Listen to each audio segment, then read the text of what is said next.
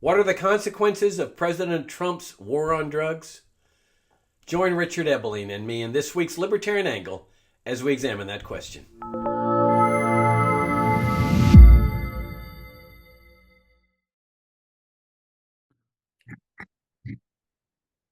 Hi, I'm Jacob Hornberger, president of the Future of Freedom Foundation, and welcome to this week's Libertarian Angle, the show that you all know brings you the principled case for the libertarian philosophy.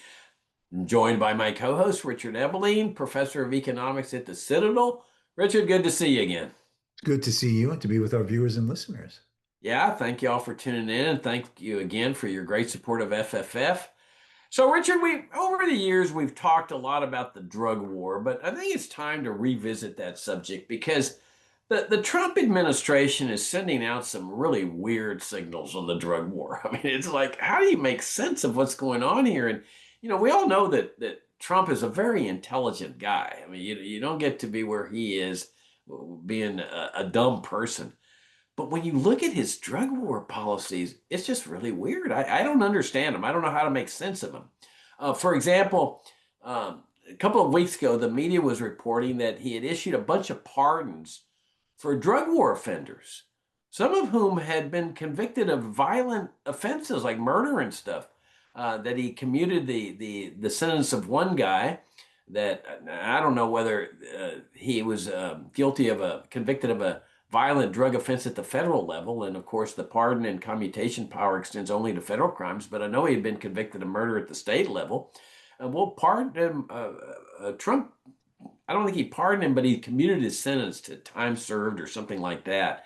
Now, the guy is still in jail on the state charges, but then he pardoned or commuted the sentence of other drug lords, drug dealers, and so forth, which is fine. I mean, you and I oppose the drug war as libertarians, and we'll go more into depth on that. But this is a president who, while he's issuing these pardons and commutations, uh, is over there waging the drug war fiercely. I mean, this is a guy that says, "Oh, we got to have the death penalty for drug offenses," and he's going to crack down in the war on drugs. He's even put pressure on the Mexican president to let him go in there and bomb the cartels. I mean, dropping bombs on a foreign country where I'm convinced he honestly thinks he can win the war on drugs by dropping bombs on the cartels in Mexico. And then he's got this thing with Mexico, China, where they're putting tariffs on China because they're sending their fentanyl that's killing our people over here. This is really weird stuff. I mean, there's no consistency to it. We know that he's a fierce drug warrior. Okay, then how does he reconcile or justify these commutations and pardons? I can understand a president getting into office, a libertarian that says, "Well, I oppose the drug war. This is a vicious war. It never should have gotten established." And but the Congress passes the laws. My job is to enforce them, but I can pardon people that are convicted of nonviolent drug offenses. I can understand there's a consistency there, but there's no consistency here. This is a guy that is moving in two opposite directions, and I can't understand it. What's your take on it? Well, I mean, one of the mysteries of the 21st century is how the mind of Donald Trump works. Because the same inconsistency applies across the board. Our focus in this segment is, of course, on this drug war issue. But he blanketly says that starting with criminal elements, we're going to deport all these millions upon millions of illegal aliens in the United States. A good many of whom obviously are from countries in Latin America, especially Mexico. Yet he just turned around a few days ago and under the pressure of agricultural and small business interests, well, we're going to have exceptions because we obviously need these hands working in the fields to harvest crops and work in restaurants or handyman jobs. So wait a minute, you're now sending out ICE to go into places of business and round people up, and now suddenly you're saying, no, we need these people. So the inconsistencies go across all these boards. The latest issues in foreign policy. He says that he was elected to stay out of war, but he makes comments that suggest that he he he he alludes to the possibility of getting into a war in the Middle East again. So these inconsistencies abound. What's important is beyond the inconsistencies, and I think this is what's important for a classic liberal libertarian, regardless of Trump's seemingly thinking and speaking out of two sides of his brain and his mouth, uh, is that from the classic liberal libertarian point of view, the question is, what does it mean to be free?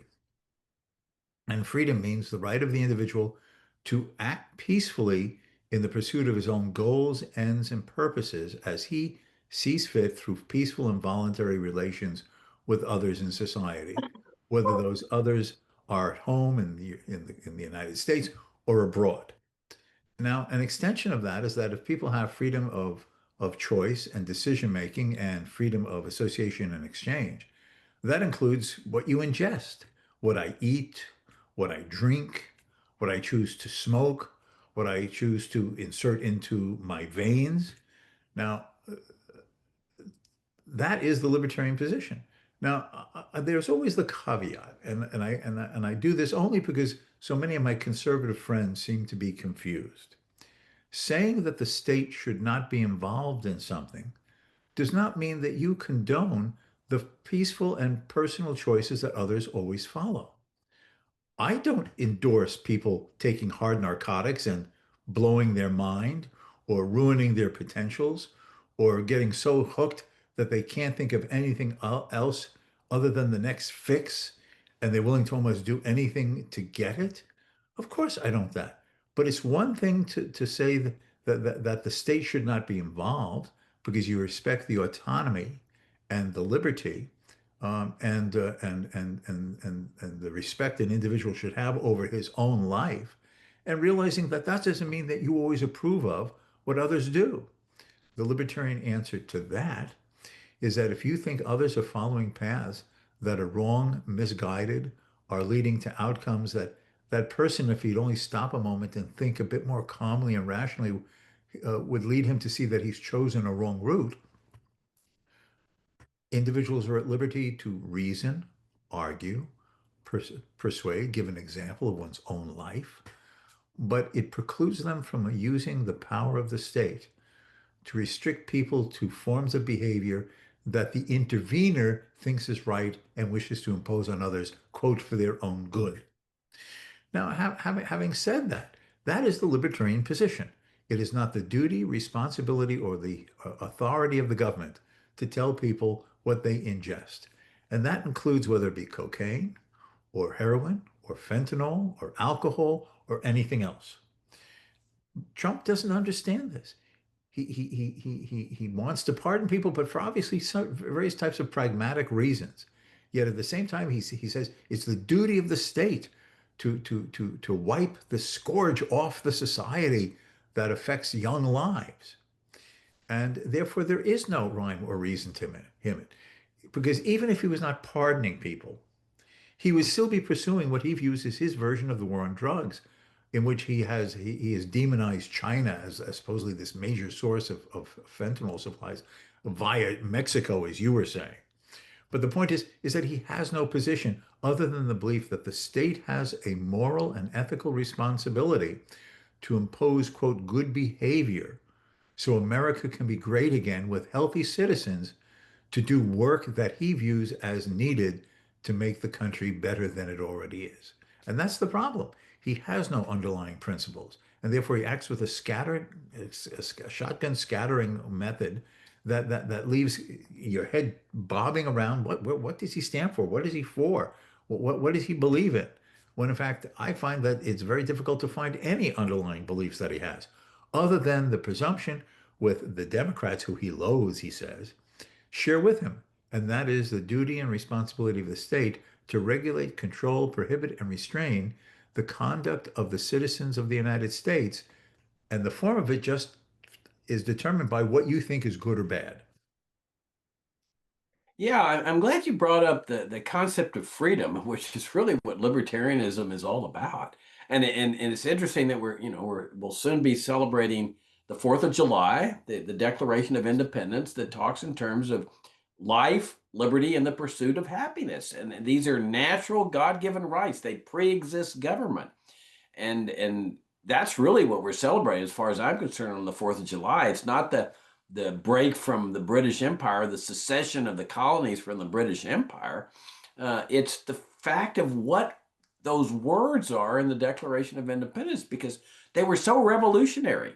Throughout the centuries, people have believed that their rights come from the government, that the government could manage and control their lives, and they were essentially serfs. They existed to serve the king. If the king wanted to take away their house or their land or whatever, he could do that. If he wanted to incarcerate them without charges just because he didn't like what they were saying, he could do that. And nobody questioned it. They were serfs. They were servants of the king. He was in control. So here comes Jefferson and says, no, no, no. Your rights of freedom and pursuing happiness come before government. The purpose of government is to protect the exercise of those rights. And oh, by the way, these rights adhere to everybody, not just Americans. So as you point out, an essential aspect of being free, just a fundamental aspect, is the right to ingest whatever you want to ingest. I mean, it's so basic, it's so fundamental, it's so self-evident that it boggles the mind that you even have to point it out. What I put into my mouth is my business. And yet, here you have this massive drug war program that has really done a remarkable job at destroying the civil liberties of the American people with searches and seizures and no-knock raids and asset forfeiture and pat-down searches. And it's really, I think, one of the most bigoted government programs in U.S. history in terms of how it lands disproportionately on blacks with jail sentences and pat-down searches and so forth. But think about it. It's all designed to prevent Americans from putting their hands and possessing a drug that they want to put in their mouth. This whole thing is like the daddy. I don't want you to put this into your mouth, and so I'm going to have this massive government program that stops you from doing that. Why? What business is of the government if some individual wants to put something in his mouth that's destructive? You know, who appointed the government to be somebody's daddy that has the authority to send somebody to their room, a child adult, for eating the wrong kind of substance? And so here you have this massive program so that the daddy can punish his little children for putting something bad into their mouths. To me, it boggles the mind. Now, Americans once understood this because remember, we lived without drug laws in this country, or Americans did, for more than a century.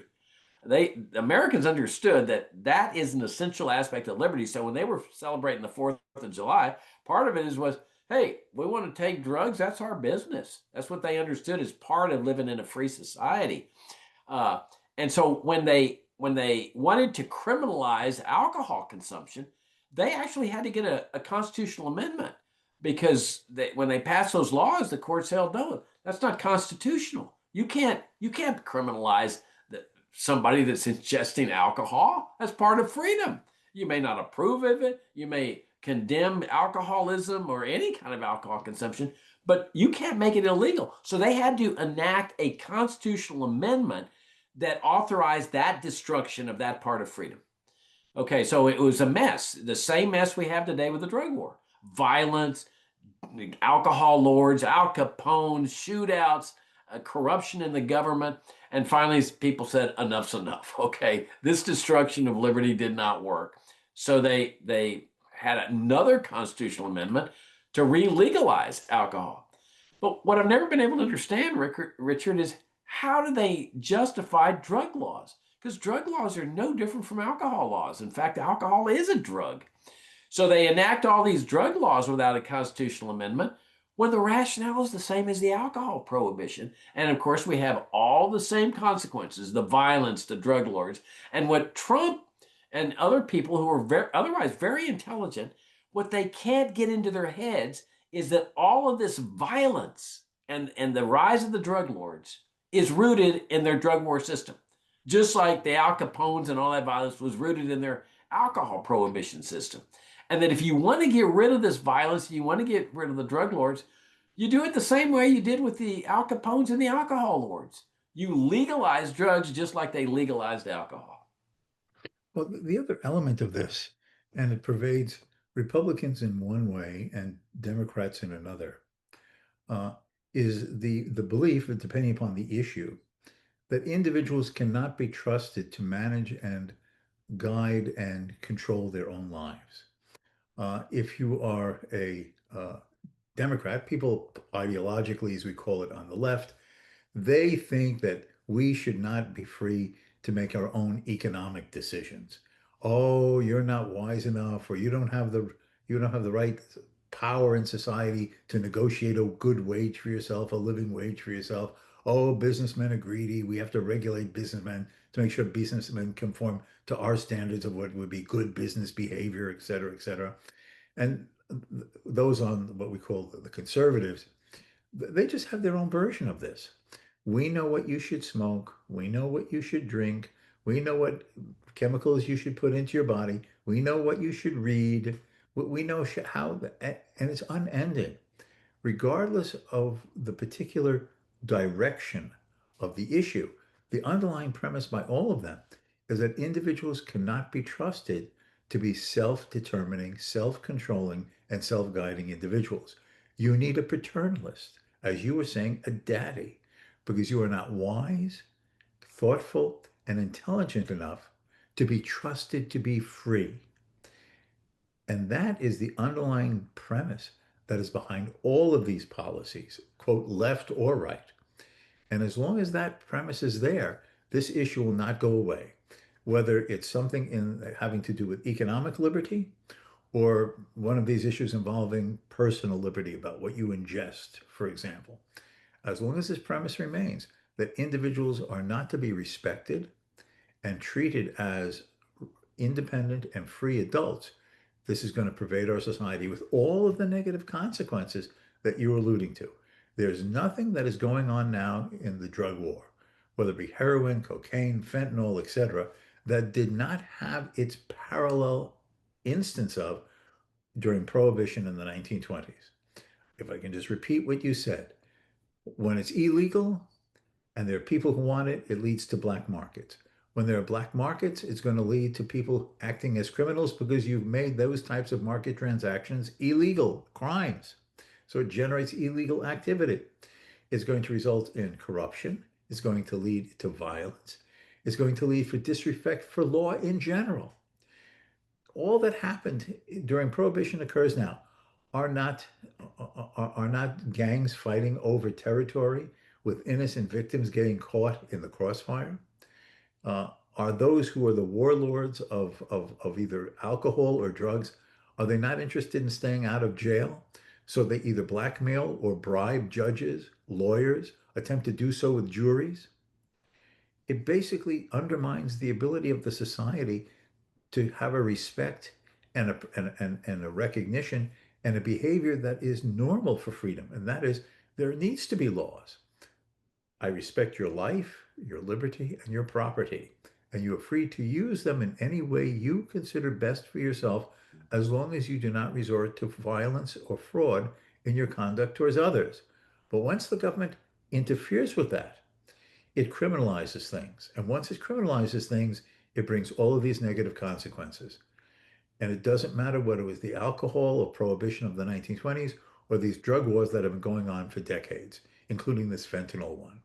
Until Americans accept the fact that their fellow citizens should be respected to live their own lives, even when you think they're on a road to hell, this type of situation will continue because they will expect government to control and correct the behavior of their fellow citizens.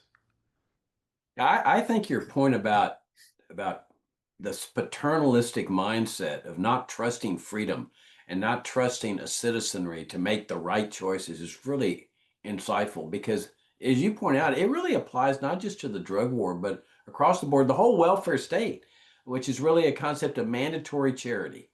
That if you take Social Security, for example, my ideal would be leave people free to keep everything they earn and they decide what to do with their money.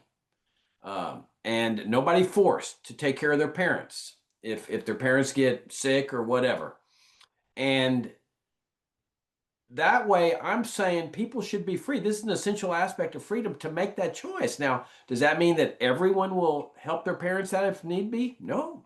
But that's the essence of freedom, the right to make the wrong choices. But I trust freedom that I believe that most people, given the choice, would assist their parents when their parents get into trouble. Um, but so I have faith in freedom in the free market, even if it's risky, because it's theoretically possible that everybody turns his back on his parents when they get into trouble. But the paternalistic mindset is, Jacob, we can't allow that. We can't trust people because people will turn their backs on their neighbor. And we can't take that chance that people be dying in the streets. It's really ironic when I see Christians saying this because Christians know that God endowed man with free will because God trusted man. He says, okay, I'm gonna let you have free will, this gift. You make the decision, help or not. And the Christian paternalists say, well, God should never have done that. God made a mistake. He should never have trusted mankind with that kind of freedom. And it's the same with the drug war. We would say, or we do say, just leave people free to make this decision. Oh, but Jacob, what if everybody takes drugs? Well, everybody that wants drugs is taking them anyway. I mean, they're just paying a higher price for them in the black market. But that's an essential aspect of freedom, that people make the wrong choice. And as long as their conduct is peaceful, they're not going out and murdering, raping. As soon as they cross that line on drugs or on alcohol or even without the drugs, if they commit that kind of crime, they're going to be punished. But if they're just sitting in the privacy of their own home, snorting cocaine or whatever, leave them alone. Now, you may want to go in there and try to exhort them and try to get them out of this funk that they're in. That's fine.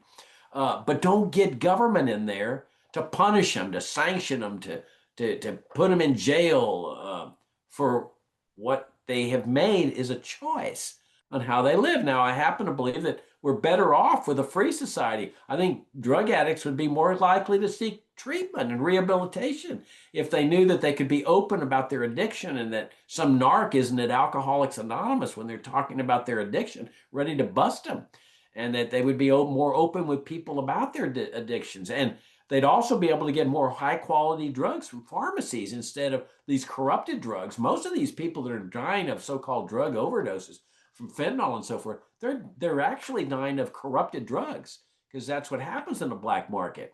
The dealer doesn't care about selling corrupted drugs, but a pharmacy cares that he's going to be selling to an addict high quality drugs. And somebody may scoff at that and say, well, that's ridiculous. It's not ridiculous. Is it if people have an addiction, you don't want them to be dying from corrupted drugs. And so the free market takes care of that problem. You don't have corrupted needles for heroin addicts anymore, but they can go and get clean needles at the pharmacy. So everybody benefits. And as you were pointed out, you get rid of all the cartels. You get rid of all the corruption, the violence that comes with the drug war. And it's so amazing to me that leaders can't see this, that Trump can't see it, that the Mexican president, Claudia Sheinbaum, that she doesn't see this, that all she has to do to get rid of those cartels is just legalize drugs in Mexico. The cartels go out of business immediately because they can't compete in a legal market. That's what we learned about when alcohol was legalized. So the argument, I mean, to me, Richard, it's just black and white. It's so clear.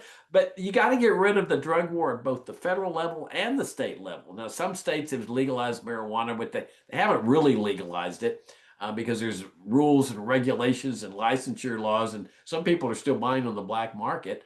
And then you've got the federal government still making it illegal for the states that have legalized. So it's not really legalized, but the ultimate solution here is to get rid of the drug war at both levels of government, state and federal. I earlier was pointing out the paternalism in this. What's important to realize is that those who want to control this have an arrogance, a hubris, a contempt over their fellow man. They don't believe that you are an adult. They don't believe that you are an intelligent individual. They don't believe that you can be trusted with your liberty. They are ideological tyrants. They want to manage your life as much as a Stalin or a Hitler wanted to manage people's lives. because he knew what was right for the nation, what was right for the people, what was right for each and every individual in that nation. These people are no different. They don't want to leave you alone. They don't want to give you the freedom to make the choice to either go X or Y, to say yes or no. They want to compel you to follow the path that they think you should, which means they have contempt for you. They have no respect for you, and they obviously have no tolerance for you. Why would you want to put up with people who want to be in political positions of power to treat you like that? Well, because they've got this mentality of child adults. They want their daddy. That's the problem, is that this mindset of being a child sometimes doesn't leave people. They grow up to be adults, but they have a childlike mentality. They want to be sent to their room when they do something bad. They want the government to punish them when they do something bad to themselves, like put the wrong substance into their mouths. Let me share with you, Richard, the closing moments here, which is kind of an ironic thing that near my house every morning there's a cop that parks his car in a little parking lot near my house. And when I'm out walking my dog, I see this car, and it's a dare car, and it has dare all over it, red, white, and blue and stuff. And I forget what the dare stands for, but it's something like don't abuse something or other. It's sort of like a variation of just say no to drugs. And they go into the public schools, and they have for decades, with the dare program, where their objective is to teach children drugs are bad, just say no. That's all you got to do. But the irony is that they've had this dare program for, I don't know, 30, 40 years. So every time I see this car, I think, well, the people that they were sending into the public schools 30 years ago, 20 years ago, are now the very people that are taking the drugs that justify this massive drug war. And so it's like, don't you see that your dare program didn't work too well? Because if it had worked, you wouldn't need drug laws. Nobody would be taking drugs. Right. And so they just keep repeating this and repeating this. And you see mindlessly, you see it in the federal judiciary too, in the state judiciary. When I was practicing law in the 70s, the judges were doing their part, the federal judges, to win the war on drugs, maximum sentences. There was a judge in San Antonio called Maximum John, because he mindlessly would always just give the maximum jail sentence on a drug case. He was going to win the war on drugs. And the federal prosecutors and DEA, I knew some of the DEA agents. I handled some drug cases. They're all good guys. They were late 20s, early 30s, and they were just dedicated. They were going to win the war on drugs.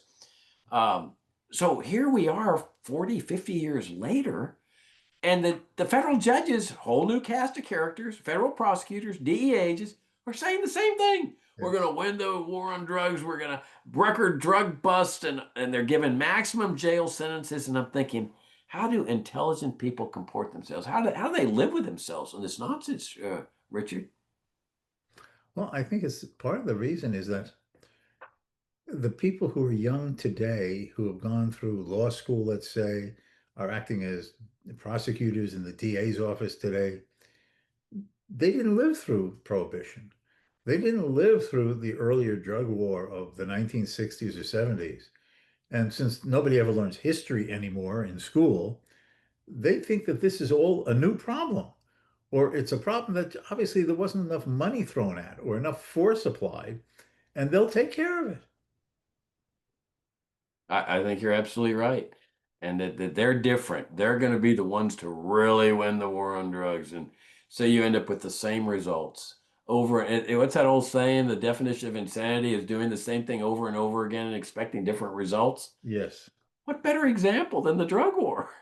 Decade after decade. I mean, how long has this been going on since Billie Holiday? When was that? The 30s or 20s? 1920s. It's incredible. But they keep doing the same thing. So, anyway, all we can do is what we've been doing for the 35 years here at FFF, and that's just keep raising awareness of this vicious, um, destructive, immoral government program, both at the state level and at the federal level, and that there's a solution to it. That's the good news. Is think how depressing it would be if there was no solution. And that solution is just separate drug use in the state, get government totally out of this business. Respect the liberty and the and the freedom of each of our fellow citizens to live their life as they choose. And if you think that they're making a bad decision, reason with them, argue with them, persuade them. And as I said, use your own life as perhaps a better example for them to want to emulate. But don't think that you can win people into good behavior by wielding a club over their head. On that insightful note, we'll wrap things up. Richard, as always, I greatly enjoyed the conversation. Thank you all for tuning in. Thanks for your great support of FFF. Richard, I look forward to talking to you next time. Until next time.